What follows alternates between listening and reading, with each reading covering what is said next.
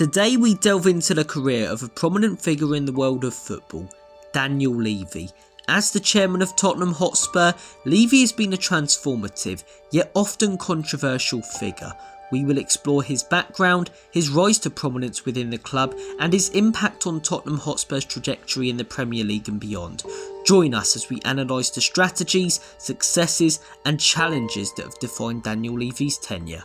Born on the 8th of February 1962, Daniel Levy's story begins in Essex, where he was raised by a Jewish family. Growing up, his roots played a significant role in shaping his values and worldview. Family was central to his upbringing, providing a strong foundation that would influence future endeavours. His father owned a clothing company, giving young Daniel an early glimpse into the world of business and entrepreneurship. These early experiences likely sparked his interest in commerce and laid the groundwork for his future career. Levy's connection with Tottenham Hotspur started early. As a young Spurs fan, he attended his first game against QPR in the 1960s. Little did he know then that he would one day be the chairman of the club he watched from the stands. His academic pursuits were equally impressive. He attended Sydney Sussex College before enrolling at Cambridge University, where he pursued a degree in economics and land economy. His hard work and dedication paid off when he graduated with first-class honours. This rigorous academic background would prove invaluable in his future business dealings, providing him with the analytical skills and strategic thinking necessary to navigate the complex world of football management. After graduating from Cambridge, Levy ventured into the world of business. Armed with his economics and land economy degree, he began to make his mark in the commercial sector. These early experiences honed his business acumen and prepared him for the challenges that lay ahead. It was during this time that he developed the skills and knowledge that would eventually lead him to the helm of Tottenham Hotspur. His journey from a young boy in Essex to a Cambridge graduate making his mark in the world of business was just the beginning of a remarkable career. Following on from his graduation, Levy joined his father's business, Buy-Right. This experience exposed Daniel to the nuts and bolts of running a business in retail and managing assets. Working in a family business provided a practical education, teaching him about the importance of cash flow, negotiation, and strategic planning. Not long after joining, Levy left his father's business Buy-Right and moved into property investment. One of his key moves was forming joint ventures with Paul Kelmsley, who previously was the vice chairman at Tottenham. Together, they invested in property, leveraging their company expertise to identify lucrative opportunities. Their ventures were crucial in expanding Levy's portfolio and establishing him as a savvy investor. His ability to spot potential and forge strategic partnerships was becoming increasingly clear.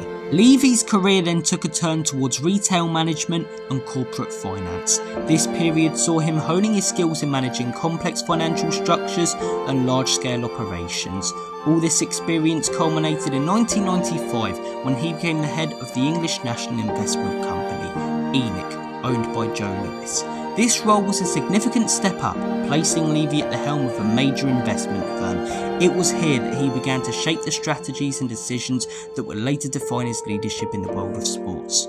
In 1997, 2 years after Levy became head of Enic, they were floated on the stock exchange, a move that not only raised significant capital, but also increased the company's visibility and credibility. This influx of funds allowed Enic to make strategic investments in major brands during the late 90s. Notable investments included stakes in Warner Brothers and Autonomy, demonstrating Levy's keen eye for identifying valuable assets in diverse sectors. Around the same time, Enic began investing in football clubs. This marked Enic's entry into the sports industry in a big way.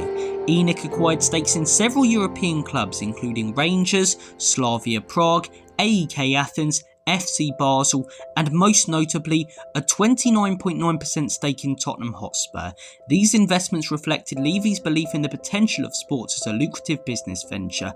This move into football would eventually lead to Levy's full-time involvement with Tottenham in 2001, as Enic purchased the football club and took a 100% stake. This shaped Levy's career for many years to come. When Levy became chairman of Tottenham, He inherited a club in considerable disarray. Alan Sugar's tenure had been marked by financial struggles, underinvestment in the squad, and a lack of on-field success.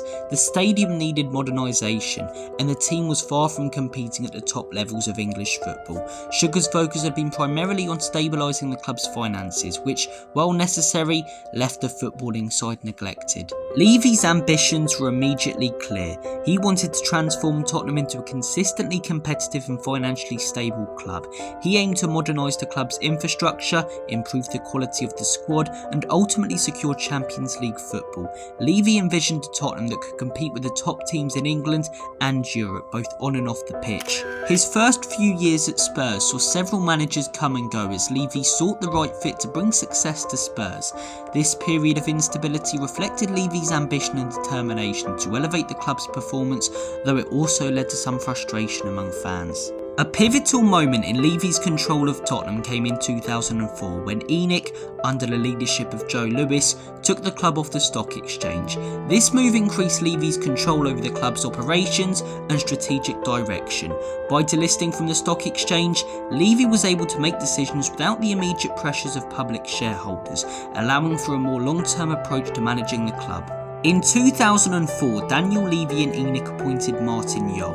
It was a decision that many Spurs fans were a fan of. The Dutchman immediately won them over by playing a beautiful brand of football and getting ever so close to Champions League football. After a start to a poor season though in 2007, Daniel Levy and Enic decided to sack Martin Jol at half-time during a UEFA Cup game. Despite the early controversies, there were rare moments of triumph. Juan de Ramos, who replaced Jol, led Tottenham to victory in the 2008 League Cup, the first trophy under Levy's ownership. However, Ramos' tenure was short-lived, and he was sacked like many managers before him. Fans were beginning to get frustrated. It was during this period that Levy earned a reputation as a tough negotiator in the transfer market. His shrewd business acumen was evident in deals like Dimitar Berbatov's move to Manchester United. Sir Alex Ferguson famously quipped that dealing with Levy was more painful than his hip replacement, highlighting Levy's tenacity in securing the best possible terms for Tottenham Hotspur. In October 2008, with Spurs struggling following on from their Carabao Cup win the season before, Levy made a pivotal move, bringing in Harry Redknapp. Redknapp's arrival revitalised the club, steering them away from relegation danger and injecting a new sense of belief. The football was exciting and the atmosphere around White Hart Lane was electric. Most importantly, he delivered what Levy and Enic craved: Champions League football. Qualifying for the Champions League was a massive achievement, a testament to Redknapp's tactical nous and motivational skills. It felt like Spurs were finally on the verge of something special under his leadership. Spurs had some great Champions League nights under Harry Redknapp, beating the likes of Inter Milan and AC Milan. But then came 2012, and a decision that left many fans scratching their heads. Despite the Champions League success and consistent top 6 finishes, Daniel Levy parted ways with Harry Redknapp. The reasoning was never fully clear, but it sparked a period of managerial instability that frustrated many Spurs fans. It seemed like every couple of years Spurs were starting over, and the fans grew more and more frustrated with a constant change of manager. Then in 2013 came a transfer that reshaped Tottenham's finances: Gareth Bale's world record move to Real Madrid. Levy negotiated a staggering £85.3 million fee, a testament to his shrewd business acumen. While fans were gutted to see Bale leave, many praised Levy for the amount of money he was able to gain the club for the Welsh superstar. The injection of funds allowed Spurs to reinvest in the squad and build for the future. In the summer of 2014, Daniel Levy identified Mauricio Pochettino as the man to transform Spurs. Fresh from an impressive spell at Southampton, Pochettino arrived in the summer with a clear mandate: to create a young, hungry and exciting team. Pochettino wasted no time in implementing his high-pressing, energetic style of play. He instilled a strong work ethic and fostered a team spirit that had been missing for years at Spurs. Young players like Harry Kane, Dele Alli and Eric Dyer were given opportunities and flourished under his guidance. Tottenham's recruitment at the beginning of Pochettino's stay at Spurs was incredible. They brought in the likes of Heung-min Son and Toby Alderweireld for very reasonable prices. The 2015-16 season saw Tottenham mount an unexpected title challenge. They battled Leicester City for the top spot, playing some of the best football in the league. Ultimately, they fell short, but the progress was undeniable. Spurs had arrived as genuine contenders. The following season, 2016-17, Tottenham went one better. They finished second, recording their highest league finish in over 50 years. With Harry Kane banging in the goals and a rock-solid defence, Spurs looked unstoppable at times. Chelsea proved too strong under Antonio Conte, and Pochettino's wait for a trophy continued. While Spurs competed on the pitch, Daniel Levy had a plan off it, to build a revolutionary new stadium. The old White Hart Lane was knocked down following on from the 2016-17 season, and the project began. The project wasn't without its hurdles. There were numerous delays, rising costs, and complex negotiations with the local council and landowners. Levy's determination and business acumen were crucial in navigating these challenges. He insisted on a design that would provide an amazing matchday experience while also generating revenue year-round. Building a stadium of this magnitude required significant investment. Daniel Levy orchestrated a complex financing plan combining bank loans, club revenues, and innovative financial instruments. He secured hundreds of millions of pounds in loans, but also ensured that the club wouldn't be crippled by debt.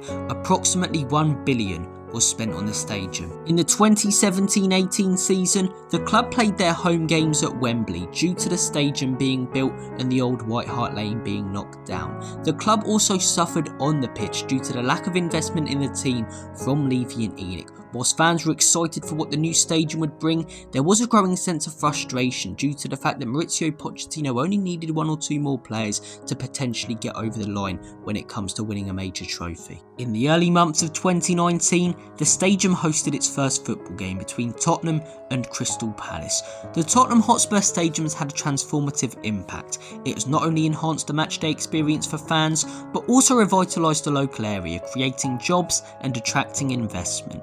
The stadium's design allows for seamless conversion between football and NFL configurations, making it a unique and versatile venue. During the same season, Tottenham Hotspur had an incredible run to the Champions League final, which earned the club a substantial amount of money. They beat the likes of Ajax, Manchester City and Borussia Dortmund, but came up short in the final against Liverpool, and the after effects would be seen in the following season. Spurs struggled, and in November 2019, Daniel Levy made the shocking decision to sack Mauricio Pochettino. The reason? A perceived stagnation and a desire for silverware. Enter Jose Mourinho. The special one was brought in to deliver trophies, but his tenure was divisive. Many fans were furious at the way Pochettino was treated and sceptical of Mourinho's style of play, going against the club's DNA. Ultimately, despite getting Spurs to a League Cup final 6 days before, Mourinho was sacked in April 2021. Next up, Antonio Conte, a proven winner. Conte initially brought a spark, leading Spurs back into the Champions League. However, his intense personality and demanding style eventually led to friction. His explosive rant after a draw with Southampton in March of 2023 was the final straw, and he was gone soon after. All of this has led to growing discontent among the fan base, the Enic out and Levy out protests are gaining traction.